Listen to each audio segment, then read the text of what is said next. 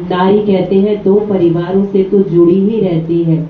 भाइयों के लिए जरूरी नहीं कि वो दो परिवारों की जिम्मेवारी निभाए, जरूरी नहीं है। भाइयों के लिए अपना परिवार जरूरी है, बहनों के लिए दोनों परिवार जरूरी होते हैं। वो ससुराल जो पति का परिवार वो एडॉप्ट करती है, साथ ही साथ अपना मायका दोनों को संभाल करके चलती है।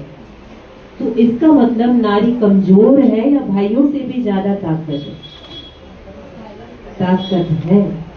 लेकिन समय का चक्र घूमता गया और हमारा समाज पुरुष प्रधान बन गया और उसमें नारी को सिर्फ चार दीवारी के अंदर कैद कर दिया गया कि तुम्हारा काम यही है, घर को संभालना, बच्चों को संभालना, बाहर की दुनिया से तुम्हारा कोई लेना देना नहीं है। नारी को अबला कहा, कमजोर कहा, पैर की जूती कहा, पता नहीं क्या क्या टाइटल दिया और नारी ने वो टाइटल स्वीकार कर लिया कि अच्छा मैं तो कुछ भी नहीं कर सकती, मैं तो इतनी महत्वपूर्ण हुई नहीं। देखा गया नारी की सबसे बड़ी दुश्मन नारी ही बन गई। घर में जब बेटी जन्म लेती तो माँ ही पैदा होने से पहले बेटी को मारने का डिसीजन लेती कि मुझे तो पुत्र ही चाहिए। नारी की सोच बहुत छोटी होती गई। आज हमारा जो समाज है इस हालत में पहुंचा इसी कारण से। नारी की सोच को बड़ा बनाना, नारी को चरित्रवान बनाना एक चरित्र समाज के निर्माण के लिए बहुत जरूरी है। आज हम देख रहे हैं वो नारी जो देवी कहलाती थी, आज उसके कैसे कैसे पोस्टर लगे रहते हैं विज्ञापन के लिए। क्या बन गई नारी, क्या कर रही है नारी। आज तो साइंस भी इस बात को सिद्ध करता है और पुराणों में तो कथा है ही। जो अभिमन्यु था उसने वो जो चक्रव्यूह के अंदर घुसने का जो मेथड तरीका कहां से जाना था, माँ के गर्भ से। माँ को जो सुनाया गया वो सुनता गया और आजकल डॉक्टर बहुत एक्सपेरिमेंट इसके ऊपर कर रहे हैं। माँ के गर्भ में जब बच्चा आता है तो माँ को ये धार्मिक चीजें पढ़ने के लिए, सुनने के लिए कहा जाता है, उसका बहुत ज्यादा प्रभाव पड़ता है। यहाँ पर हमारे पास तो बहुत सारे ऐसे उदाहरण हैं।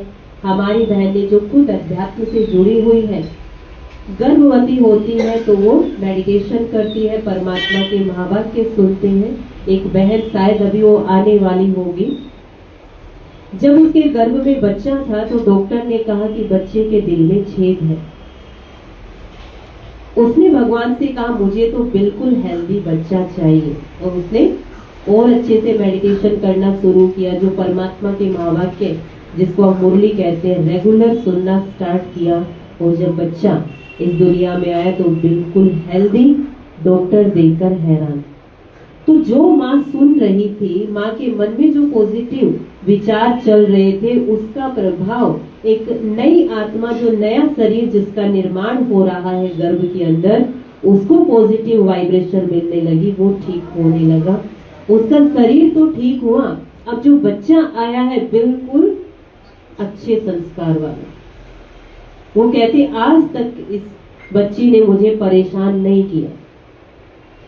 यहाँ माँ बाप, बच्चा बाहर आता है, माँ बाप समझते हैं कि स्कूल में डाल दिया, टीचर की जिम्मेवारी, ट्यूशन पढ़ा रहे, ट्यूशन वालों की जिम्मेवारी, हमारी जिम्मेवारी बस बच्चे को पढ़ाना, खिलाना, यहाँ तक है। बच्चे को संस्कार देना वो पिता से भी ज्यादा माँ का रोल है, क्योंकि बच्चे 9 महीने तक माँ के गर्भ में रहते हैं। रेणु जी भी बैठे इसका एग्जाम्पल हमारे सामने, आप स्कूल के प्रिंसिपल भी रहे और आपके भी 2 बच्चे, कैसे आपने उनको अच्छे संस्कार दिए।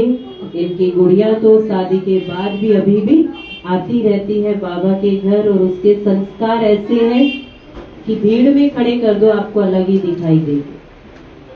कॉलेज गए बच्चे, स्कूल गए, ऐसा आजकल एनवायरनमेंट रहता है। स्कूल में ही बच्चों को स्मोकिंग, ड्रिंकिंग ये सब कुछ मिलता है, लेकिन ऐसे बच्चे को संस्कार दिए, ऐसे तामसिक वातावरण में रहते हुए भी बच्चे अपने आप को सेव कर सके।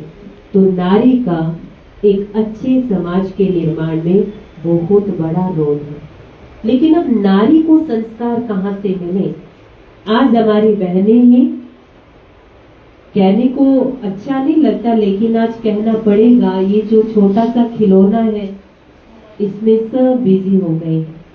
अब बच्चे भी देखते हैं मम्मी के हाथ में भी, पापा के हाथ में भी, दादा दादी सबके हाथ में खिलौना है, तो मेरे लिए भी जरूरी है, क्योंकि गर्भ में ही वो आत्मा है। और तभी माँ मोबाइल को ज्यादा यूज करती है।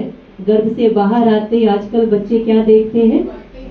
फोन दिखा दो रोना बंद, फोन दोगे तो खाना खाएंगे, फोन ले लिया तो खाना नहीं खाएंगे, क्योंकि कहीं ना कहीं माँ में ये एडिक्शन है।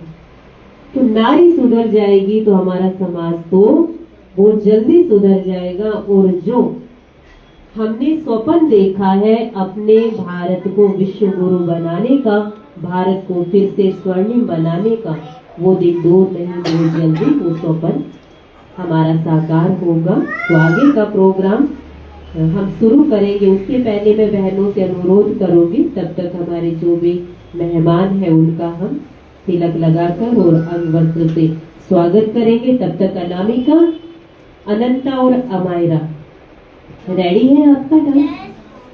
ओके, दोनों का एक साथ है, अलग अलग बहनें ले आए, मैं सकती हूँ।